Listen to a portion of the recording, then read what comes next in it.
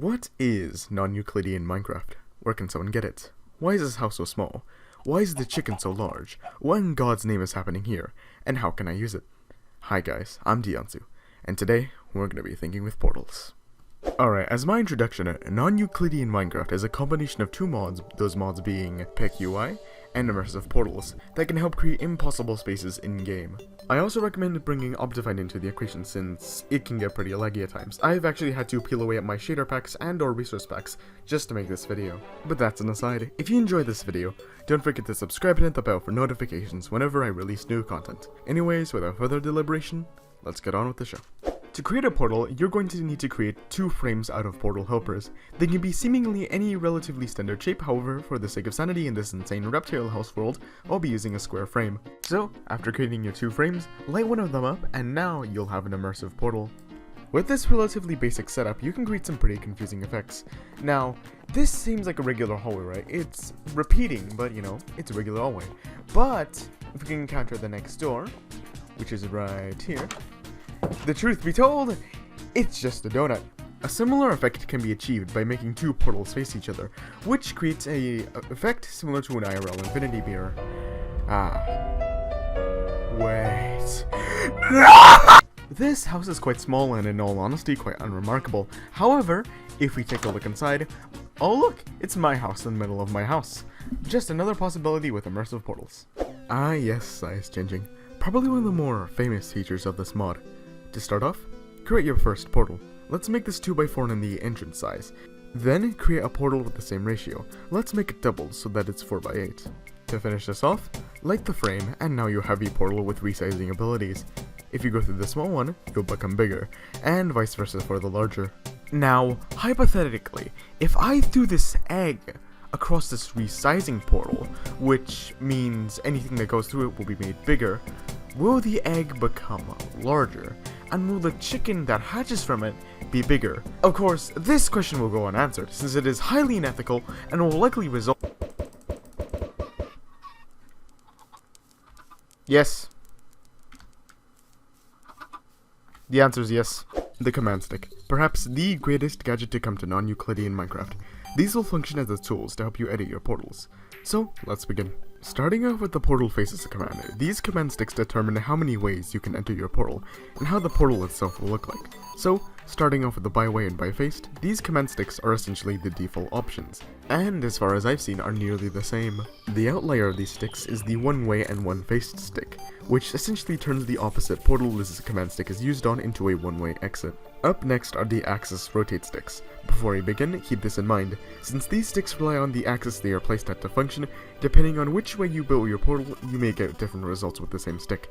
So, for the sake of clarity, I'll be building my portal from east to west. With the rotate on the x-axis stick, this will rotate the portal on the x-axis, and if I enter a rotated portal, I will come out rotated, which is a little bit difficult, but it is still doable. With the rotate along the y-axis stick, it will rotate the portal it is used on the y-axis. Along with that, I'm pretty sure this is the only stick that has a consistent effect. So, if we demonstrate this, this will rotate the portal, and if I come out at an angle, you can see that happens. The rotate along z-axis stick will, of course, rotate the portal on the z-axis. So, as you can see, it will make the portal, in this case, go upward, or I don't know what the word is. Like, turn like this? I don't know what the word is for this, alright. So, if I enter this portal, I don't know what happens. So yeah, it's quite a confusing effect, I'd say. Meet the portal moving sticks. These four sticks will in some way change the position of your destination. The move portal front, and of course move portal back sticks, move the actual portal entity forward or backward, whilst keeping the destination mostly the same. This should not be confused with the move portal destination front and move portal destination back sticks, which of course move the portal destination frontward while keeping the location of the portal mostly the same. The enable isometric view stick will of course enable an isometric view, and while it's not all that practical, I'd say it's quite cool with you being able to see the world in a literal whole new perspective, and in order to lay this, use the disable isometric view stick. Up next, these two sticks exist to make the player's existence less confusing.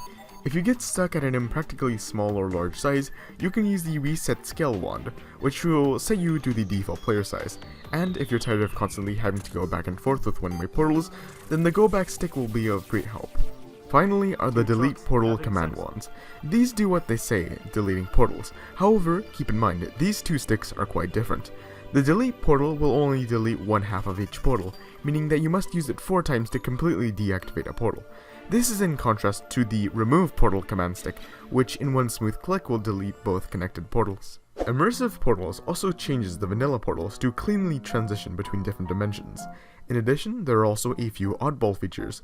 For example, if you burn glass, you get a mirror, and by looking at a portal and running the command /portal make_portal_round, it will make the portal rounded, truly signifying the fall of humanity.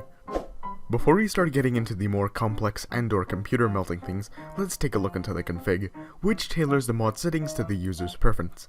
There's server side, which is related to world generation and the like. For example, the nether portal modes of normal, aka the smooth portals that come as default with immersive portals, vanilla, which gives the swirly purple portal of old, and adaptive, which changes your size depending on the portal size, like the non-Euclidean size changer. Then there's client-side options, which only affect you, like max portal layer, which limits how many portals there will be with infinity mirrors, or lag attack proof, which saves your computer from turning into a microwave by limiting portals, and so on and so forth.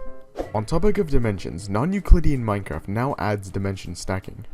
So currently, I want it so that the overworld is below the end. So I will run this command. I'll give you some time to look at it.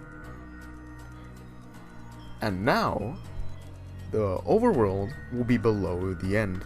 And if I dive down, you can see that yes, this is in fact the overworld and not some weird illusion. And we have landed. However, and you may notice this, well, there may be a little lag spike. That's the least of our concerns, because you may also notice that the end is not in fact above the overworld. Dear Lord, why do I forget my words? But that's an aside. So, if I want it so that the end is above the overworld, I will run this command. So, replace floor with connect ceiling, and switch out the positions of the end and the overworld. So now, the overworld will be in front, and behind it will be the end. And now, we will have the end above us. So let's say you no longer want the end to be above the overworld. So, run this command. I'll let you take a look at it.